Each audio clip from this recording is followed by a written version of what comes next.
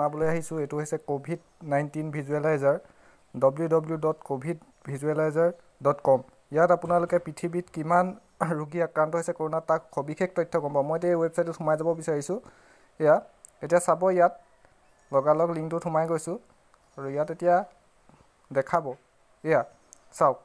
দেখাইছে যে total কাউণ্টছ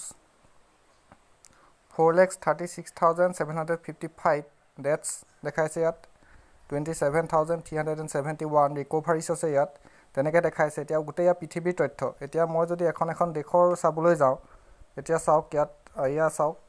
United states of আমেৰিকাত কিমান এতিয়া এক্টিভ আছে 1,27,000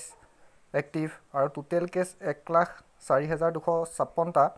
আৰু এনেকৈ ৰিকভাৰিছ আৰু টুডে কেছ চাওক টুডেত 130 কেছেছ পোৱা গৈছে আৰু 8জন লোক বৰ্তমান মৃত্যু হৈছে তেনেকৈ আপুনি যদি চাই আৰু আমি ভাৰতৰ চাবলৈ ওলাইছোঁ এখন ভাৰতৰ মেপ ইয়াত বিচাৰিব লাগিব আপোনালোকে ৱেবছাইটত বিচাৰিব লাগিব ক'ত কেনেকৈ ইয়াত ইণ্ডিয়া চাওক ইণ্ডিয়াত 902 টোটেল কেছ 799 এক্টিভ 20 ডেথ হৈছে ৰিকভাৰী 83 আৰু টুডে কেছ 50 কেছেছ তেনেকৈ আপুনি আকৌ অইন বেলেগ এতিয়া চাইনাত চাব বিচাৰিছে চাইনা চাওক চাইনা ইয়াৰ গোটেই সবিশেষ তথ্য পাব